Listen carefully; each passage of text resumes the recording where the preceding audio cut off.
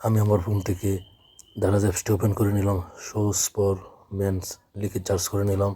তো অনেকগুলো জুতা আসছে, কারণ আমি আজকে জুতা কিনতে চেয়েছি।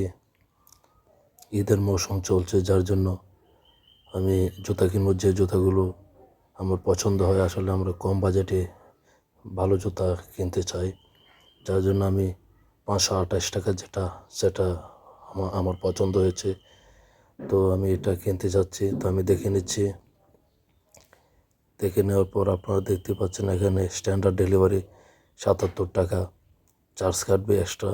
তো আপনারা যাই কিনবেন রিভিউ দেখবেন। তো এখানে যে রিভিউগুলো আছে এগুলো আমি দেখলাম, সবগুলো পজিটিভ, কোনো কমপ্লেন নেই। তাই ভাবলাম এখান থেকেই কিনে ফেলি।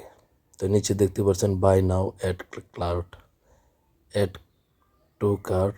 এটা হচ্ছে ক্লিক করলে এটা কার্টে জমা থাকবে, পরে আপনি কিনতে পারবেন। বাই নাও ক্লিক করলে এখনই কিনতে পারবেন। তো আমি দেখে নিচ্ছি আবার উপরে।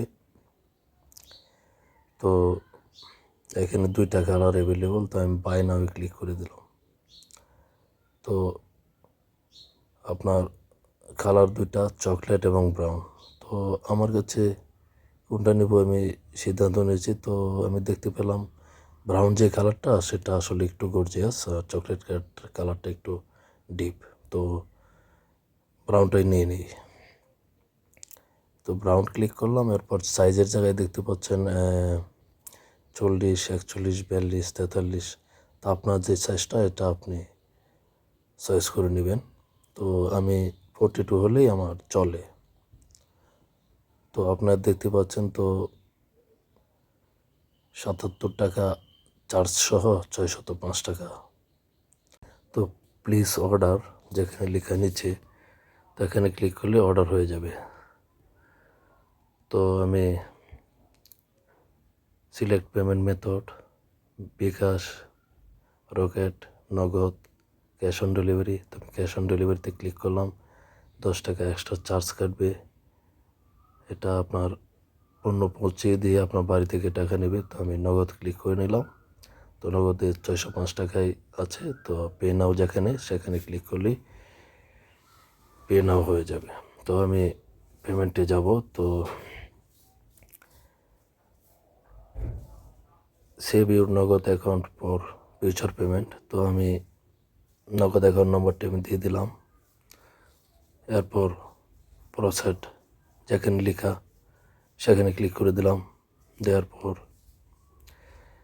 6 সংখ্যার একটি ওয়ান টাইম পাসওয়ার্ড পাঠিয়েছে আমার অ্যাকাউন্ট নম্বরে। তো এটা আমি সঠিকভাবে দিয়ে ফরওয়ার্ড করে দেব।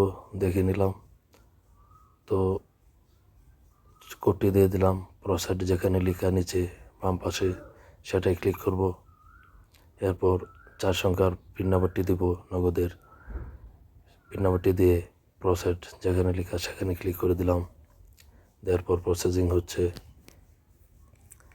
তো অথরাইজ।